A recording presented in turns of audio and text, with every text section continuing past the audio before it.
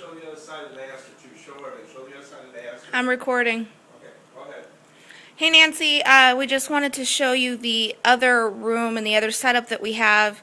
As you can see, here is the front door, which I was explaining to you on the phone. When you walk in the front door, over to your left-hand side as you walk in, there is the banister that we were talking about.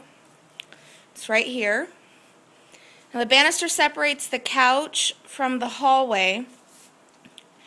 And as you can see, the banister's pretty tall, which is why John and I were saying that it actually might work for Dean and everyone to hide behind in order to work the puppets. The only downfall of this area is that if you notice, behind the banister, we have quite a few things up on the wall, including those are giant Christmas bulbs from It's a Wonderful Life, and permanently hung rope lights. So if we were to hang the dumpster piece banner there, it would have to pretty much be over that because we can't take those down. Other than that, there is a overhang over top of the hallway, which you can see here. We could try to rig something up from there, but I'm not so sure that would be very easy. Also, if we use this area of the house, then the aesthetic would be that John would be sitting on the couch and the puppets would be up behind the banister. So since the couch could kind of sink in kind of low, I don't know if it would really look right as far as height. But this is one setup that we do have. Inside the living room over here on the left, we have one couch where people could kind of sit that would not be in the shot. Then we have the other couch that would be in the shot if we use this area. Show stuff up on the walls above the monitor. Then we have the back living room wall. We have stuff all over the walls, Marijuana Girl poster, Devil's Harvest poster. There's our entertainment cabinet with the big screen TV, which serves as the monitor for the computer when we're doing the chat room and things like that. Turn this other way. There's our fireplace. That would kind of, if we use the living room, that would kind of be back where all the camera and lights and everything were set up. I know it's probably hard to tell by video, but if you take a look when you're here, in reality, once you get everything set up in the living room to shoot towards the banister, it really ends up being pretty much a little bit smaller than the dining room area that we have set up because of the fact that with the dining room we can use the kitchen to set up the electronics and have the entire dining room for the set. Then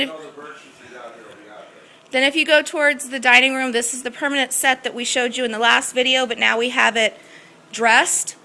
We have it made up for our guests that are coming out tonight, which is the cast and crew of Goth Girl, so it's set appropriately for that. This could be changed though. Anything that you see here, you saw in the last video, the only stationary thing that we really have is the stone walls that are mounted over our dining room windows. If you guys wanted to change the drapes and stuff, we could change that to make it more appropriate for what you want to do with it. Show the bird side of the car. Also, there's a light overhead here which would actually help quite a bit with lighting the set, probably make it a little bit easier to fill with light than the living room area. And then this whole area would be able to be used for the set. The only disadvantage of this area is you would have to set up your own puppet box, but in knowing as far as height-wise and talking about, when I was talking to you on the phone, talking about height of John versus the puppets, it might actually work out better to set up a puppet box and have him sitting in front of it like you guys did at the Dumpster Piece Theater. Or you could be off to the side. Or you guys could be off to the side. There's two sides of this compound shape. There's actually two sides to this dining room area. You have the front area, of which it is recessed. It's hexagonal or octagonal, so it actually goes deep inside.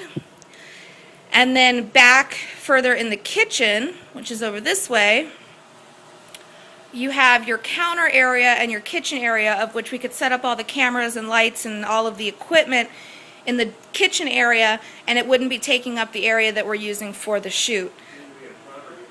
Could either be in front or behind the counter here. The bird you see here, he'll be moved out of the way for when we do the shoot. And this counter here you could use to set up all the equipment. There's a walkway here that we could use to set up the cameras and the lights. And then I'll walk behind here And as you can see from back here, the dining room area for the standing set is pretty big. I'm actually thinking that once we get everything set up, the area in the dining room might actually give you more room than the living room, but that's something that I guess you guys could gauge when you're out here. You can kind of use that area by the Houdini too, can't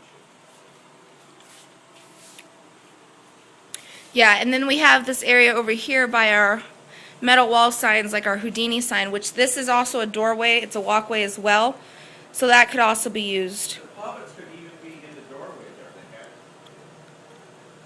Yeah, if we needed to, we could set up the puppet box in the doorway and have John over here or kind of kitty corner, and then we could just get it in the full shot or pan back and forth.